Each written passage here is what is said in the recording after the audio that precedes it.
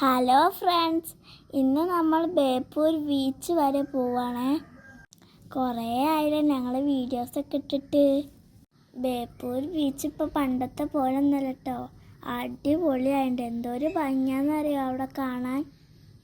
ബീച്ചിൽ പോയാൽ പിന്നെ നമ്മൾ ആദ്യം കഴിക്കുക ഉപ്പിലിട്ടല്ല. ഞങ്ങളും കഴിച്ചു കേട്ടോ ഉപ്പിലിട്ടത്.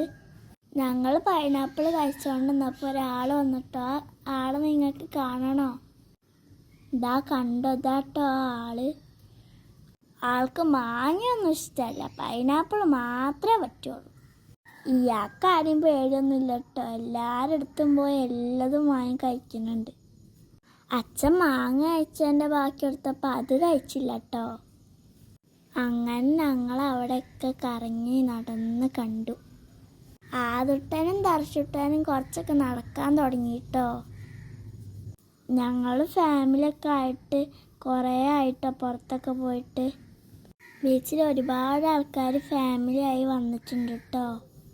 നിങ്ങൾക്കിങ്ങനെ ഫാമിലി ആയിട്ട് പുറത്ത് പോകാൻ ഇഷ്ടമാണ്? എനിക്കിഷ്ടമാണ്.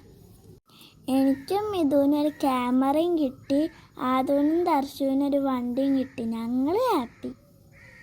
ഐസ്ക്രീമും ഞങ്ങൾക്ക് ആരും വാങ്ങി തന്നില്ല കേട്ടോ.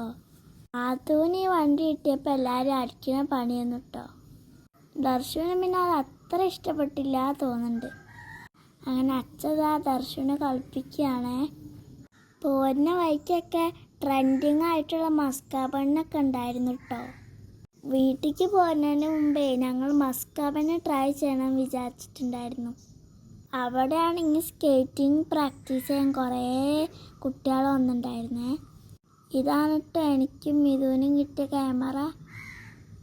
ഞങ്ങൾ സ്കേറ്റിംഗ് ചെയ്യുന്നവരെ നോക്കി ഇങ്ങനെ പോവുകയായിരുന്നു.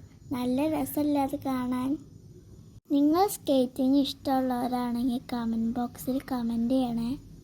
ഇവിടെ നല്ല ഭംഗിയിൽ നല്ല പൂക്കളൊക്കെ വിരിഞ്ഞ് നിൽക്കുന്നുണ്ട് കേട്ടോ. ഇനി ഞങ്ങൾ മസ്കാബണ്ണ് ട്രൈ ചെയ്യാൻ പോവാണേ. ഇറാനി ടീ ഞങ്ങൾ കുടിച്ചിട്ടില്ല കേട്ടോ. എല്ലാവർക്കും മസ്കാബണ്ണ് നല്ലോണം ഇഷ്ടമായേ. നിങ്ങളെല്ലാവരും മസ്കാബണ്ണ് ട്രൈ ചെയ്തോ? അങ്ങനെ ഞങ്ങൾ വീട്ടിലേക്ക് പോവുകയാണേ. അടുത്തൊരു വീഡിയോ ആയിട്ട് ഞങ്ങൾ വേഗം വരാമേ. ബായ്.